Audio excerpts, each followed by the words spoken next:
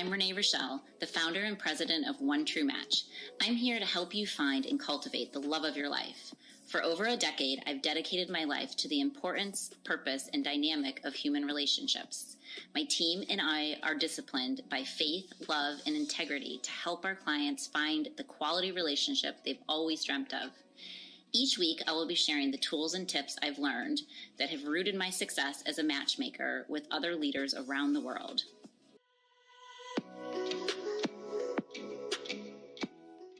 Hello, loves. Welcome back. Today, we're going to talk about soul ties and the sacred boundaries, finding God's path for your heart. So if just in the moment right now of this title, it resonates with you, we're going to dive into this topic because today's episode is all about soul ties. And trust me, this is a conversation we need to definitely have. If you've ever wondered why you feel so connected to somebody, even when it's not good for you, or why you can't seem to move forward from certain relationships, this one is definitely for you. But don't worry, we'll talk about how to break those unhealthy ties and step into God's perfect plan for your relationship. Let's define what soul ties is. All right, so let's get started by breaking down what exactly that means. Simply put, a soul tie is a spiritual and emotional connection between two people. It's not just a casual bond, it's something much deeper. It goes beyond a regular friendship or relationship. Think of it as a bond that links your souls together, almost like a spiritual attachment. Sometimes these ties form through deep emotional connections, physical intimacy, or even shared spiritual experiences. Let's dive into healthy versus unhealthy soul ties. Not all soul ties are bad. God created us to have deep, meaningful connections with others. A healthy soul tie is one that aligns with God's will and brings you closer to Him. These ties encourage growth, love, and God's wisdom. For example, you can have a healthy soul tie with your spouse or a close friend, someone who builds you up and encourages you in your walk with Christ. On the other hand, there are unhealthy soul ties. These are connections that may hold you back, cause pain, or even lead you away from God's purpose for your life. Sometimes these ties form a toxic relationship, past hurts, or emotional wounds. In Ephesians 4:22, it says, "Put off your old self, which beholds to your former way of life." Maybe it's an ex you can't seem to let go, even though you know that relationship wasn't good for you. Or maybe it's a friendship that constantly pulls you away from your values. That's when we need to take a step back and ask ourselves, is this connection drawing me closer to God or pulling me further away? How do we break those unhealthy ties?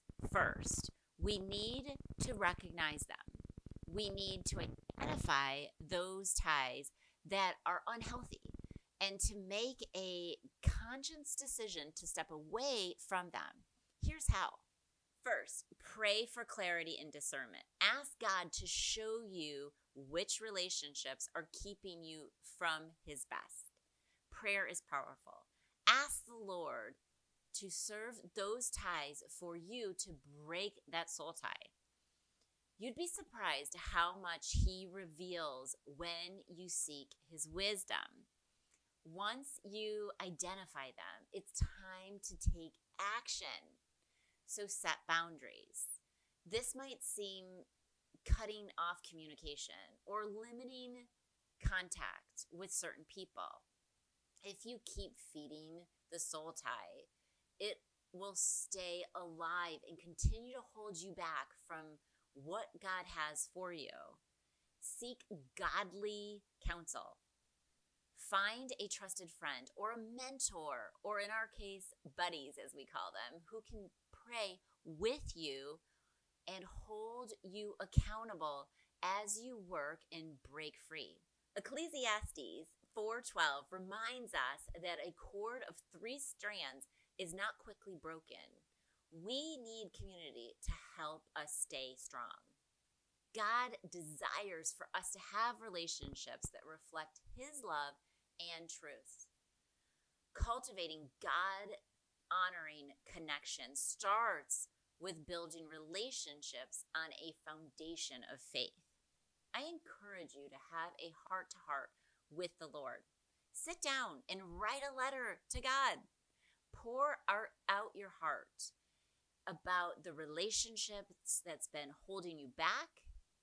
Purge all those emotions and ask God to break the tie.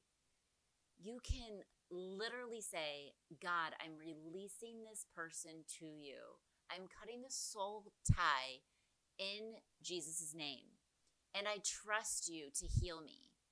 You may need to do this more than once, but trust that God is faithful. In Psalms 147:3, it says, He heals the brokenhearted and binds up those wounds. He's ready to help you move forward. Surround yourself with people who encourage you to grow spiritually, who push you to follow God's plan for your life. Whether it's a friendship or a romantic relationship, when Christ is in the center, those bonds strengthen in a way that brings you closer to Him. Colossians 3:14 says, and over all these virtues, put on love, which binds them all together in perfect unity. When love is at the center, rooted in Christ, relationships become a blessing rather than a burden. So if you're feeling stuck in an unhealthy soul tie, know that there is freedom in Christ.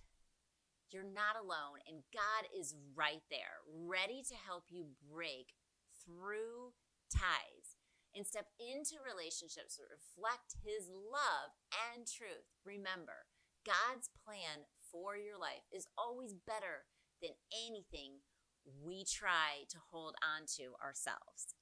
Before we wrap this up today, I want to remind you that God is always ready to help you break unhealthy ties and guide you towards connections that glorify Him. If you're feeling stuck in an unhealthy soul tie, know that you're not alone.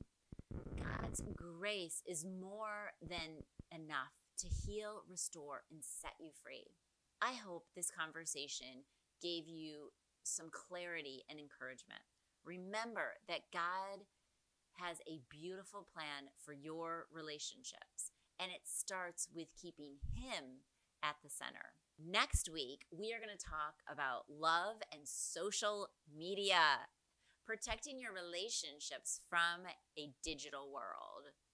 I can't tell you how many times this comes up as sometimes arguments or just a topic of conversation that I feel is important to dive into. So if this is you, or you know somebody that can't put down the digital era of social media, or just in general could use a little bit of coaching, please tune in next Thursday and go back to our library of other podcasts over the years that we have been talking about all things relationships to equip you to have the most loving and enriched relationship and ones around you that matter the most in Christ's eyes. I hope you have a fabulous week, and I can't wait for our next chat.